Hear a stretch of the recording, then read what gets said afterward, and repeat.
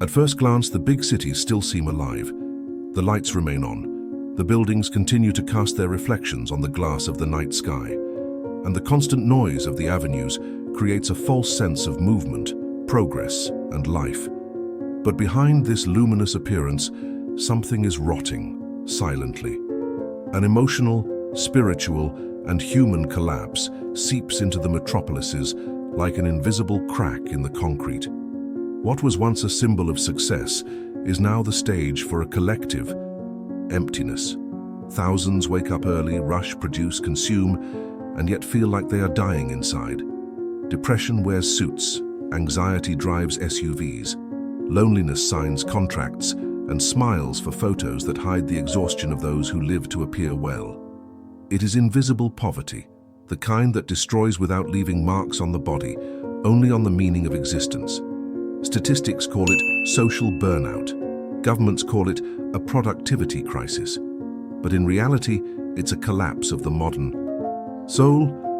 Entire cities are sickening under the weight of haste and disconnection, where technology promised freedom but delivered silence. And perhaps, most frighteningly, is that no one wants to see it. Because admitting it would mean acknowledging that the fall has already begun, that the enemy is not in the dark alleys, but inside each exhausted mind hidden beneath the cold light of the buildings. Is there still time to save what remains of urban humanity?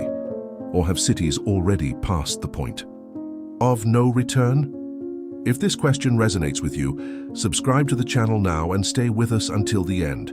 Today, you'll discover what's really behind the silent collapse of metropolises, the data no one shows, and the hidden forces that are reshaping America's destiny from the inside out. The surface of progress still gleams, but beneath it, cracks grow silently. Metropolises have become showcases of excess and, at the same time, cemeteries of meaning. The cost of living in capital cities has skyrocketed, and what once represented success is now merely survival with a facade of achievement. Central neighborhoods, which once symbolized status and opportunity, have become traps of rent, anxiety, and exhaustion. On the streets, the rhythm is timed by obligations and bills. Inside apartments, the silence is interrupted by notifications, reminding us that rest has become a luxury. People keep moving, but each step seems like a deviation from their original purpose. They eat on the go, sleep poorly, love halfway, and distract themselves to avoid thinking. Social media projects perfect lives that don't exist, while reality deteriorates in the anonymity of the early hours. There are lines of cars that go nowhere, crowded trains where no one looks each other in the eye, and squares where voices have been replaced by the constant hum of delivery machines. The collapse is not sudden, it's gradual, elegant, and socially accepted. This new form of poverty has no defined face. It wears a suit, a badge, and meets targets. It inhabits both glass offices and roadside motels. It is the emotional poverty of those who have lost control of their own time, who measure the value of life by productivity. In hospitals, the number of admissions due to exhaustion is growing. In universities, students are abandoning courses to take care of their mental health. In homes, couples share the same roof, but no longer their lives. The most visible symptom of this invisible epidemic is in the eyes. There's a different glint, a reflection of someone who is still there but no longer recognized.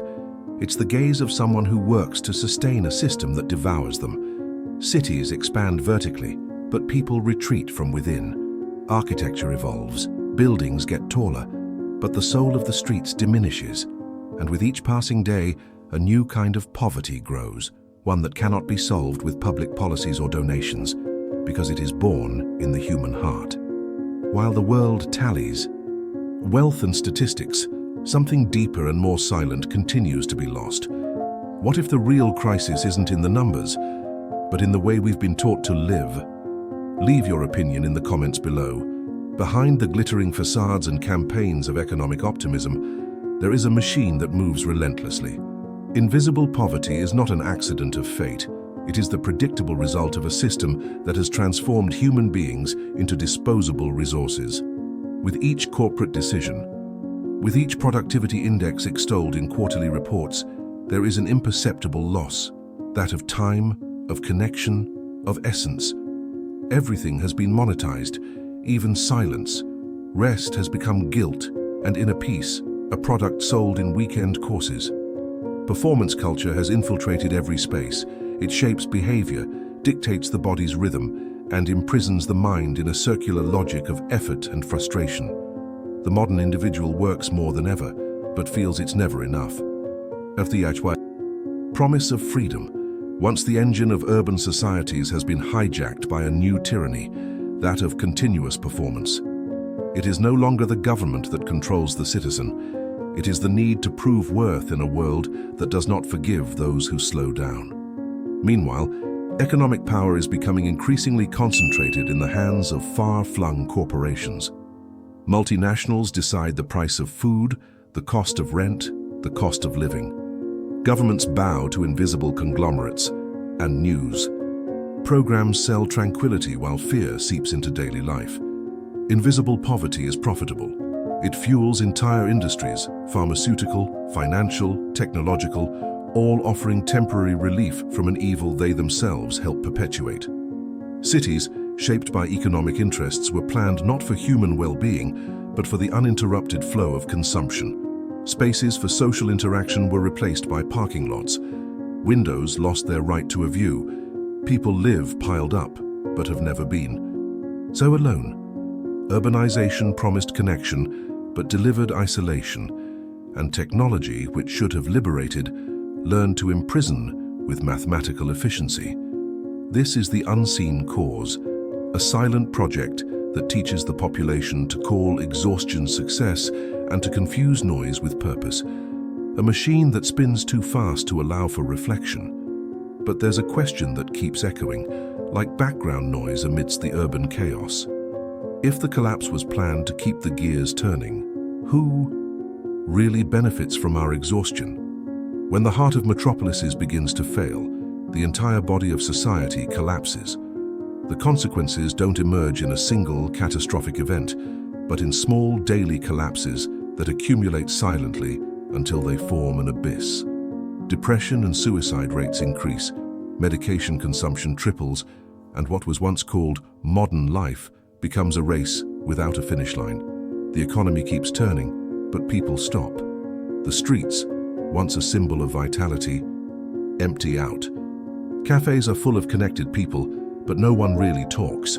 The sound of machines has replaced the sound of voices, and progress, which promised freedom, now dictates the rules of captivity.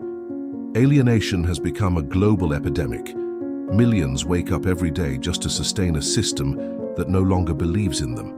And when the gears start to grind, the system responds with more demands, more surveillance, more fear. Insecurity becomes a driver of productivity, and financial panic keeps people obedient. Collapse, therefore, is not a sudden disaster. It's a routine carefully disguised as normality. In major cities, there are entire neighborhoods that seem alive only through inertia.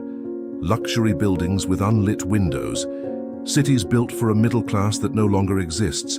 The physical emptiness reflects the emotional emptiness. People move away in search of peace, but they carry with them the same invisible weight, the anxiety of existing in a world that demands too much and gives back too little. Decay doesn't announce itself. It seeps into gestures, interrupted conversations, lost gazes on public transport. The most terrifying consequence, however, is collective anesthesia. No one is surprised anymore. The collapse has become so familiar that it no longer causes a reaction. Cities are dying standing up, and few seem to notice. The future will not crumble with explosions, but with the muffled sound of millions of lives that have given up on feeling. What if this is just the beginning? What if what we're seeing is only the first layer of something much deeper, something that doesn't yet have a name, but is already consuming what's left of us? Leave your opinion in the comments below. Among statistics and reports, there are stories that rarely reach the screen. One of them is that of Denise, an ordinary woman who believed she was winning the game of modern life. She worked 2 jobs, supported her teenage son alone, and prided herself on never missing a single day of work. But her body began to fail before hope. The symptoms were subtle: insomnia, memory lapses, a fatigue that coffee no longer disguised. At first, she thought it was just tiredness.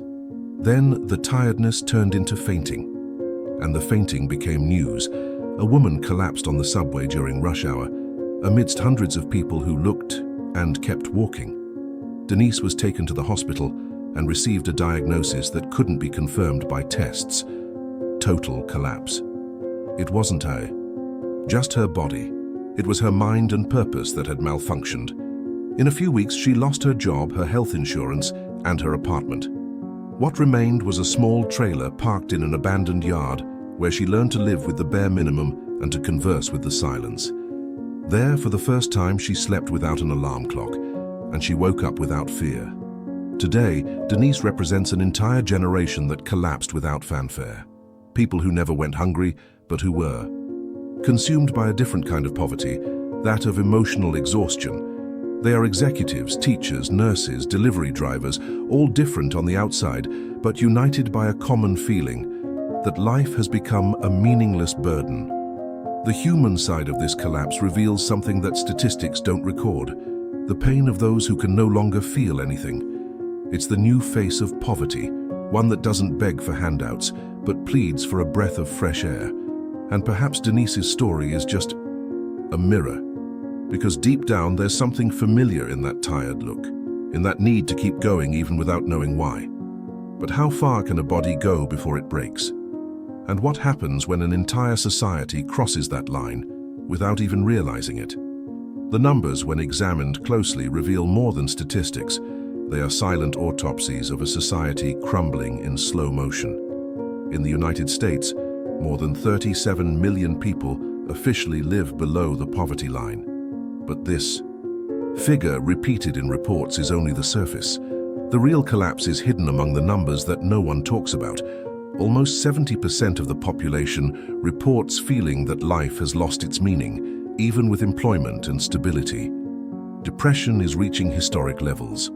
Every year, more than 40,000 Americans take their own lives, and the number is growing among high-income professionals, a statistic that defies economic logic. The consumption of anxiolytics and antidepressants has increased by 150% in a decade, and the new generation, connected all the time, is also the loneliest ever recorded. Material poverty has always had an address, but emotional poverty spreads like a fog. It has no face, no class, and respects no borders. The data also reveals another pattern. Average household debt has tripled since 2008, and more than half of Americans wouldn't be able to cover a $400 emergency. The promise of prosperity has become a statistical trap, sustained by easy credit and funded hope. Behind every rising graph lies a collapsing curve, invisible to the eye, but fatal to the collective spirit. These numbers don't make the headlines because they expose the truth the system tries to silence. The collapse has already begun. It doesn't need wars or banking crises. The accumulated exhaustion of millions of people who have given up in silence is enough. But if even the data shows that life has lost value, what will happen? When even the system itself admits that hope has become statistically unviable. The metropolises continue to breathe, but the air that enters no longer sustains the same breath. What was once synonymous with progress is now transforming into silent ruin. The streets are still lit, the trains still depart on time, the advertisements still promise success, but there is an underlying sense of the end. The decay doesn't shout. It whispers amidst the optimistic advertisements and stability reports. The collapse will not be televised because it is already happening in real time.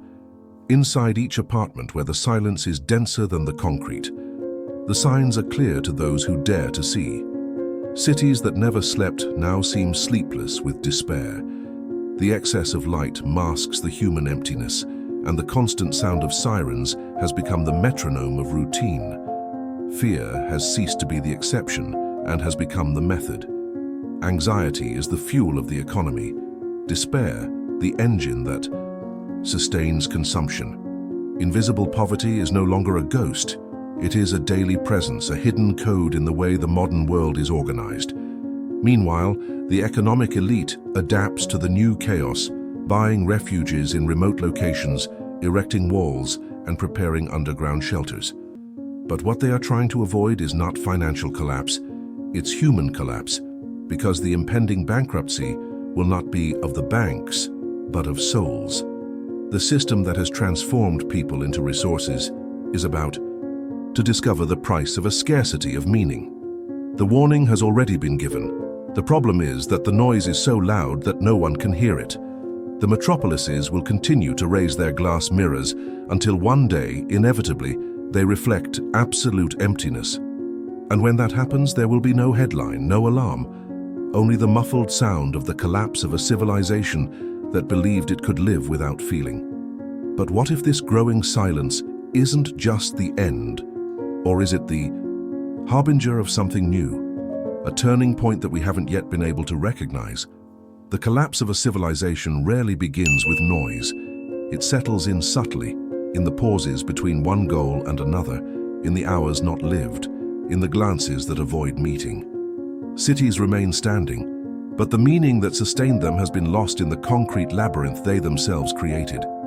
Progress has built high walls, but has not found a way to fill the void that has grown within people. There is wealth, there is consumption, there is technology, but what is missing is something that numbers cannot measure: belonging. Invisible poverty has become a collective mirror.